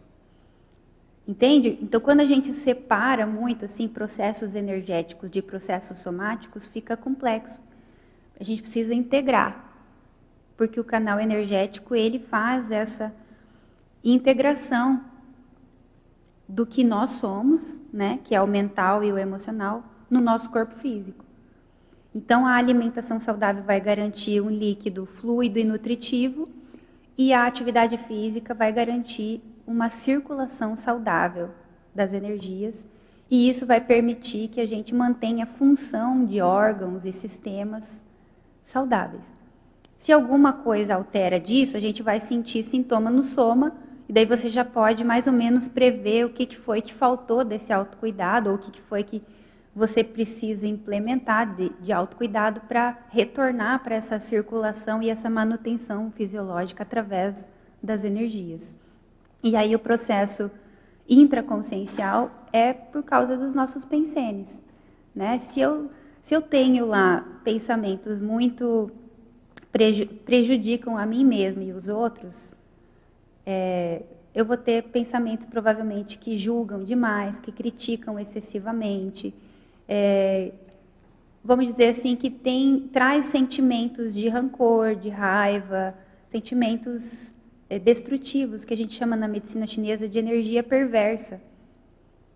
Então é como se você estivesse tomando veneno. Então daí não adianta nada você comer o mais natural possível, fazer atividade física todo dia, se você está se intoxicando com os seus pensenes, né? Então é muito individual, entende? A receita de bolo, assim, ela é mais ou menos isso, só que é muito individual para cada um de nós, né? Um pouco antes você comentou sobre a questão da escrita, GESCOM, né? Você poderia falar um pouco sobre a importância, ou fazer um cotejo, né, da ectoplasmia e o processo da escrita? Como é que eles se relacionam? Sim. Então, aquela ortopensata que a gente sempre fala lá no PROEP, né? As inspirações mais sérias envolvem a ectoplasmia da consciência lúcida. A gente já tem uma ideia, mais ou menos, da importância da gente desenvolver a ectoplasmia homeostática. Muito do que a gente conhece e fala ainda sobre a ectoplasmia é da parte nosográfica da ectoplasmia. Então, a gente sabe que o ectoplasta ele quebra muitas coisas, ele interfere nos aparelhos eletrônicos, queima luz, só que isso é uma manifestação desequilibrada da ectoplasmia, né? É lógico que pode ser que a gente tenha, na maior parte do tempo, homeostase. Nós estamos aqui buscando melhorar, fazendo cursos de reciclagem intraconsciencial, evoluindo, fazendo assistência. A maior parte do tempo a gente vai conseguir manter uma homeostase, mas aí naquele dia que pisa no nosso calo, que a gente fica estressado, fica chateado, com pensenes perversos, né? Com essa energia perversa, muito provavelmente a gente ainda vai queimar algum aparelho eletrônico, vai tropeçar, cair, né? Esses pequenos acidentes de percurso, eles vão estar presentes, vez ou outra. Se isso é mais persistente, aí, pera lá, vamos tomar cuidado, né?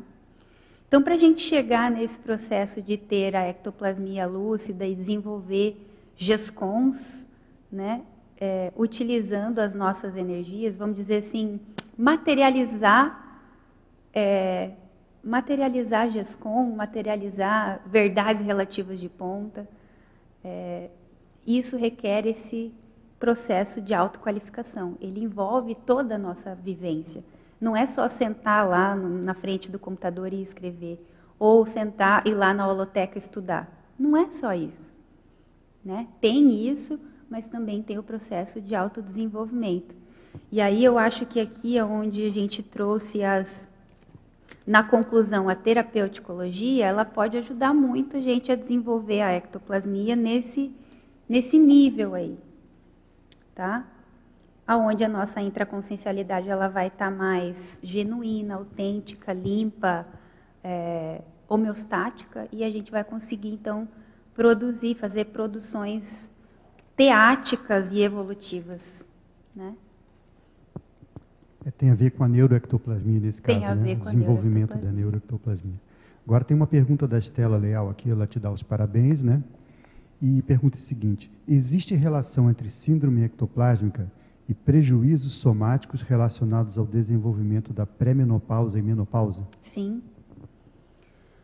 Dentro da medicina chinesa, a gente não acha que normal, por exemplo, a mulher durante o ciclo menstrual dela ter aqueles problemas que geralmente a gente acha normal, né? Que é ter cólica menstrual, que é ter TPM muito exacerbada, que é ter um fluxo muito grande ou ter coágulos, né? Dentro da medicina chinesa, isso já é sinalizador de inflamações, de alterações dos órgãos, como, por exemplo, do fígado. E aí a gente pode ir fazendo essa profilaxia da menopausa com esses sinais durante o nosso ciclo menstrual, durante a nossa vida. A gente não precisa chegar lá na menopausa para fazer um cuidado com a nossa saúde. A gente precisa fazer um autocuidado durante toda a nossa vida, prestando atenção dessa saúde ginecológica, né? Estou aqui com uma especialista, né, para me ajudar, que a gente precisa cuidar durante toda a nossa vida. E prevenção, gente, não é só ir lá na ginecologista uma vez por ano fazer o preventivo do câncer, né, fazer o Papa Nicolau. Não é só isso. É ter essa atenção ao nosso emocional. A mulher, principalmente, ela precisa ter esse processo de terapia, porque a gente tem o emocional muito forte, altera os nossos hormônios, precisa ser assistido o nosso psicossoma, e a gente precisa ter esse autocuidado mesmo, básico, né, da alimentação, da atividade física, para prevenção da nossa saúde ginecológica e a prevenção dos distúrbios que acontecem com a menopausa. Rô, se você tiver alguma coisa para contribuir aí, também agradeço.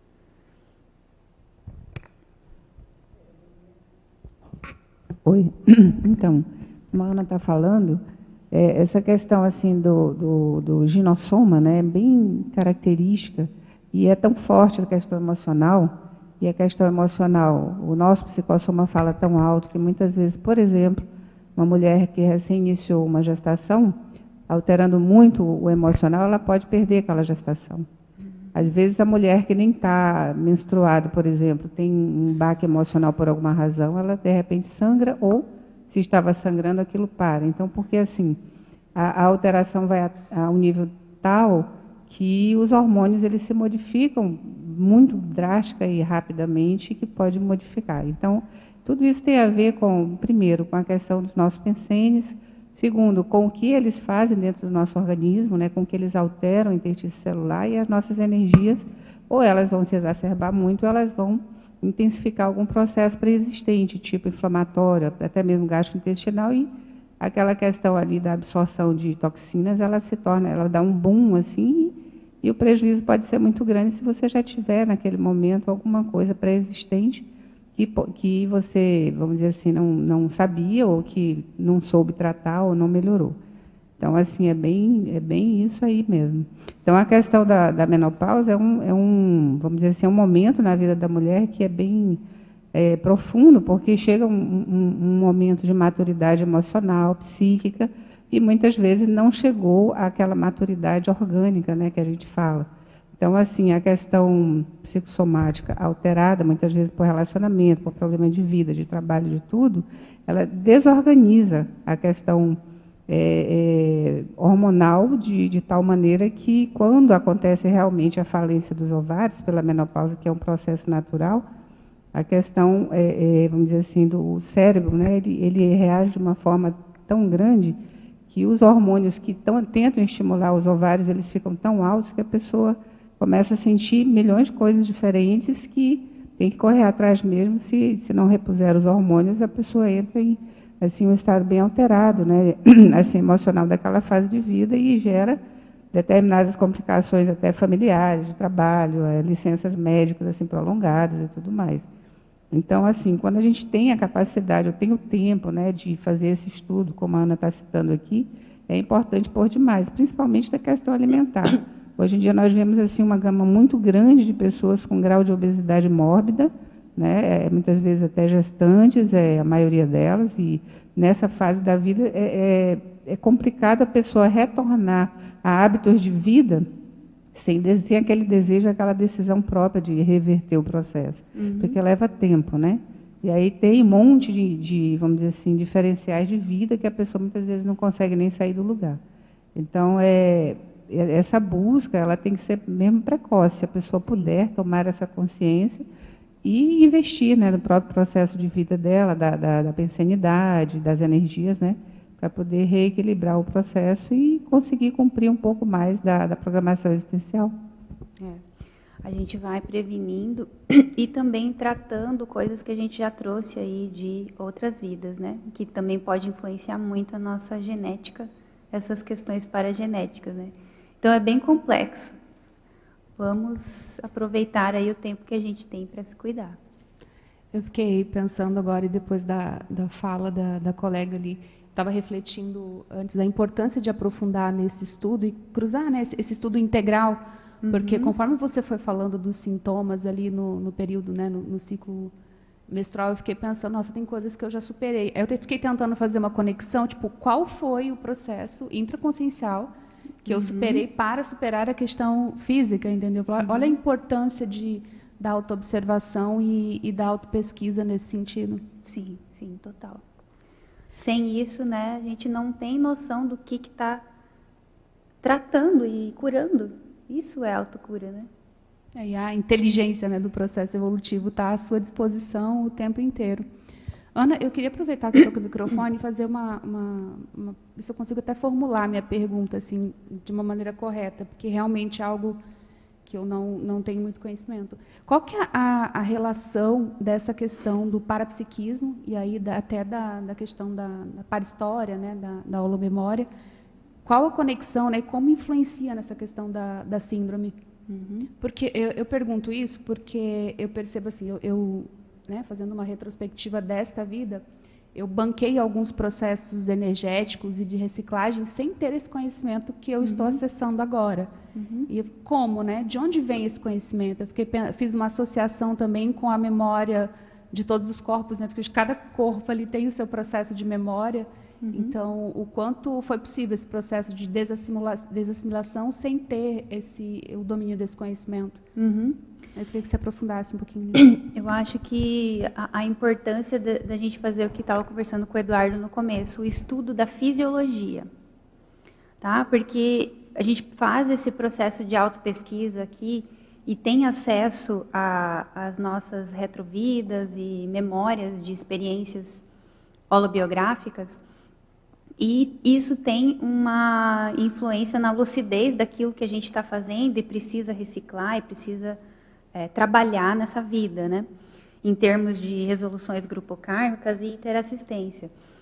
Agora, para a gente entender essa influência na nossa saúde, precisa estudar fisiologia, tá? E tanto a fisiologia do corpo físico quanto a parafisiologia, que é a fisiologia energética. Nesse caso, eu entendo que a medicina chinesa me ajudou muito, porque eles têm esses conceitos há mais de 5.000 anos.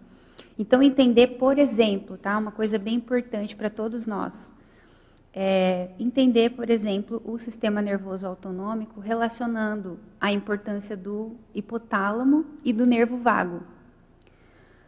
O nervo vago, ele nasce lá no tronco cerebral e ele vem inervando orelha, garganta, todos os órgãos do tronco e do abdômen. E ele faz essa relação entre a nossa fisiologia e o nosso sistema nervoso. E quem está lá no comando disso é o hipotálamo. O hipotálamo é a nossa antena que conecta, vamos dizer assim, o extrafísico com os processos intrafísicos. E isso é mediado por esse sistema nervoso autonômico. Ou seja, o simpático, que é o luta e fuga, na maioria das vezes, e o parasimpático, que é o processo do relaxamento, da soltura, da descoincidência. Então, essa mediação entre entender a multidimensionalidade, ter consciência dela, saber identificar ela através desses estímulos que o hipotálamo mostra para a gente.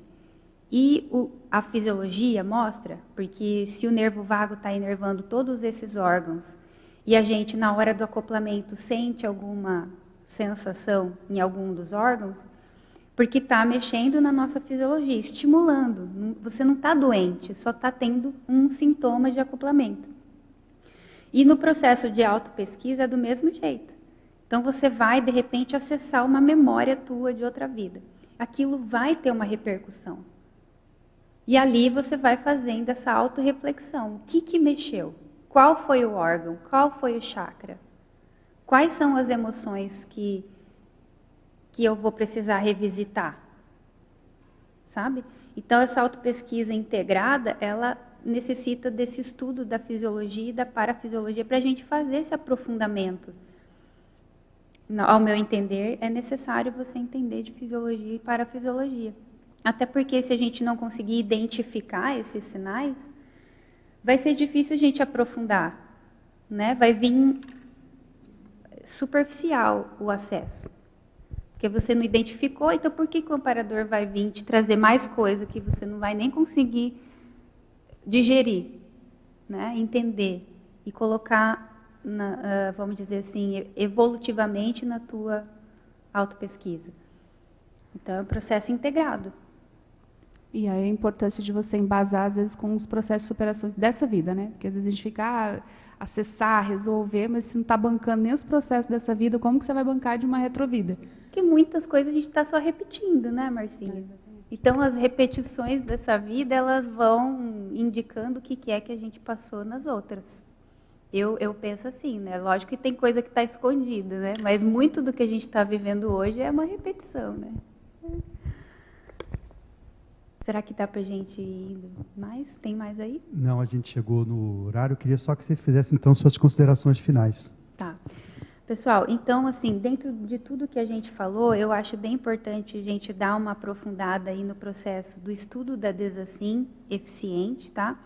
Envolvendo o autocuidado, porque, igual eu falei, o canal energético, ele não é só o holochakra, ele tem esse processo somático, então a gente precisa de fazer automassagem, de fazer atividade física, de fazer exercício respiratório para mexer com esse canal energético, além de identificar as emoções através ali da reverberação dos chakras. E desassimilar não é só fazer o estado vibracional superficial e cortar, vamos dizer assim, o link pensênico. Desassimilar também é desintoxicar esses canais energéticos, tá? Então, eu acho que é bem importante a gente pensar nisso para a gente prevenir esses sintomas neurológicos, por exemplo, a sonolência excessiva, né? Sintomas psíquicos, que é potencialização de ansiedade, da síndrome do pânico, processos respiratórios, né, do sono, vasomotor, que era aquilo que acontecia comigo lá, a hipotensão ortostática, lipotimia, que é a síncope. Tá? Então, isso é para a gente prevenir tudo isso através da desassim. E os bloqueios energéticos crônicos a gente vai prevenir fazendo esse processo de autopesquisa, de autoenfrentamento, de ressignificação, tá? Tudo isso. E aí eu coloquei na conclusão, para depois quem quiser dar uma aprofundada, algumas dicas de autocuidado, de prevenção aí relacionado com cada veículo de manifestação, mas que acho que aqui no debate, ao longo do debate, nós abordamos vários deles, né? E então peço assim que cada um faça seu processo de profilaxia e de tratamento desses processos sindrômicos em relação à ectoplasmia. Tá? A Ectolab oferece aí muitos programas de desenvolvimento para a gente entender melhor a fisiologia, parafisiologia, tá? E eu penso que principalmente entender o que a gente está fazendo na assistência e como ela está sendo utilizada a ectoplasmia interassistencial na assistência multidimensional. E para isso eu queria convidar vocês para participar do curso que a gente está fazendo em parceria com a ICTNEPS, viu, Rô? Olha a importância aí da ectoplasmia interassistencial homeostática e da TENEPS, que a gente vai estar trazendo no curso TENEPS avançada e ectoplasmia interassistencial, nos dias 23 e 24 de agosto. É um curso híbrido, então nós vamos estar presencialmente aqui em Foz, mas também vai ser transmitido online para quem estiver fora. O professor Hernande vai trazer a aula sobre paraambulatório. Então, a gente ter a profilaxia da síndrome ectoplásmica para a ectoplasmia homeostática e a aplicação interassistencial dessa energia e a lucidez extrafísica para a gente ter esse desenvolvimento paraambulatorial. Então, é tudo um crescendo, é tudo uma qualificação. A gente tem essa oportunidade pós-curso intermissivo aqui, né? Então, vamos aproveitar. Tá bom? Acho que, principalmente, era isso que eu tinha para trazer aqui. Conto com vocês. Cada um de nós saudável, cada um de nós lúcido, melhor para todos, né? E a gente vai estar cumprindo os nossos objetivos aí da Hayward Becks. Muito bom, professora Ana. A gente agradece muito a sua apresentação de alto nível num assunto tão importante. Parabéns para você, parabéns para a Ectolab também. Então, as pontuações de hoje, nós tivemos 107 teletertulianos, 470 acessos online e 12 presentes. Então, uma ótima semana a todos e até o domingo que vem. Obrigada, pessoal. Até a